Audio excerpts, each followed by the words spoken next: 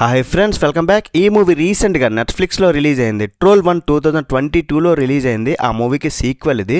ఆ మూవీ చూసాక ఈ మూవీ అయితే చూడాలి. ఫస్ట్ ట్రోల్ మూవీ రివ్యూ నేను చేశాను, అది చూసిన తర్వాత ఈ రివ్యూ చూడండి. ఫ్యామిలీతో కూడా వాచబుల్, పిల్లలతో కలిసి కూడా చూడొచ్చు. అడల్ట్ కంటెంట్ అయితే ఎక్కడా లేదు. ప్లాట్ విషయానికి వచ్చేస్తే ఫస్ట్ పార్ట్ అయిపోయాక ఇప్పుడు సెకండ్ ట్రోల్లో ఎన్నో వేల సంవత్సరాలుగా మంచు కొండల్లో ఉన్న మరొక ట్రోల్ నిద్రలేస్తుంది. అయితే ఈసారి దాని పవర్ చాలా పెద్దది. దాన్ని ఈసారి మెగా ట్రోల్గా పిలిచారు. అయితే దాన్ని ఎదుర్కోవాలంటే ఇంకొక ట్రోల్ కావాలి. ట్రైలర్లో 2 పెద్ద ట్రోల్స్ ఫైట్ చేసినట్లు చూపిస్తారు. అది ఎక్కడి నుండి వచ్చింది? ఫస్ట్ పార్ట్లో నోరా ఇప్పుడు ప్రభుత్వానికి ఒక సలహాదారుగా ఉంది. సో మరి వీళ్ళు తీసుకున్న డెసిషన్స్ ఏంటి, ఆ మెగా ట్రోల్ని ఎలా ఆపుతారు అనేదే చూస్తారు. మరి ఈ సెకండ్ ట్రోల్ చూశాక నాకైతే ఫస్ట్ మూవీకి ఏం చెప్పానో నేను కాపీ పేస్ట్ రివ్యూ చెప్పేయచ్చు భయ్యా. ఫస్ట్ మూవీ చూసినప్పుడు ఎలాంటి ఫీలింగ్ కలిగిందో ఇప్పుడు కూడా వన్ టైం వాచబుల్ అనే ఫీలింగ్ అయితే కలిగింది. బట్ ఫస్ట్ పార్ట్తో పోలిస్తే అంటే కంపేర్ చేస్తే మాత్రం ఈ సెకండ్ అయితే నాకు నచ్చింది భయ్య. ఎందుకంటే ఫస్ట్ పార్ట్లో కొంచెం యాక్షన్ తగ్గిందేమన్న ఫీలింగ్ వచ్చింది.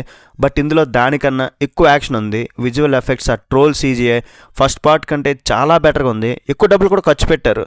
ఒక నార్వేజియన్ మూవీని హాలీవుడ్ రేంజ్లో తీసారంటే మాటలైతే కాదు.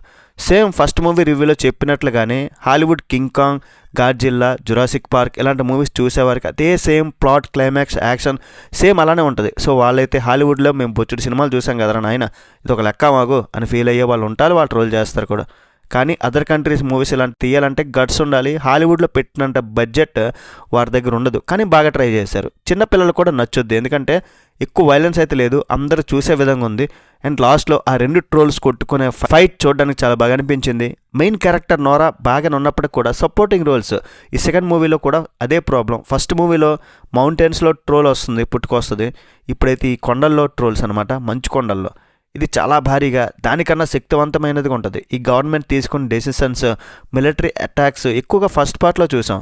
కానీ ఇందులో మాత్రం ఆ ట్రోల్స్తో కమ్యూనికేట్ చేసుకోవడం, దాన్ని మంచి చేసుకోవడం అనే ఒక కాన్సెప్ట్ పెట్టారు. మరి ఎలాగో విలన్ ఉండాలి కాబట్టి ఈసారి నార్మల్ ట్రోల్ కాకుండా దానికన్నా భారీగా ఉండాలని మెగా ట్రోల్ దించారు. సేమ్ ఫస్ట్ మూవీ లాంటి కొన్ని సీన్స్ చాలా ఉన్నాయి. సో చాలామందికి డిసప్పాయింట్ ఉంటుంది. కొంత plot same, predictable story, same action. Godzilla versus Kong సినిమాలో ఉన్నట్లు ఒక యాక్షన్ ఎపిసోడ్ కొత్తగా అనిపించకపోవచ్చు. టెక్నికల్గా మాత్రం చాలా గ్రాండ్గా చూడడానికి సూపర్ ఉంది. మ్యూజిక్ అయితే నచ్చింది. ఫైనల్గా చెప్పాలంటే ట్రోల్ 1 కన్నా ట్రోల్ 2 నాకు కొంచెం బెటర్ అనిపించింది. మూవీ చూడాలంటే మాత్రం ఫస్ట్ మూవీ తప్పనిసరిగా చూడాలి.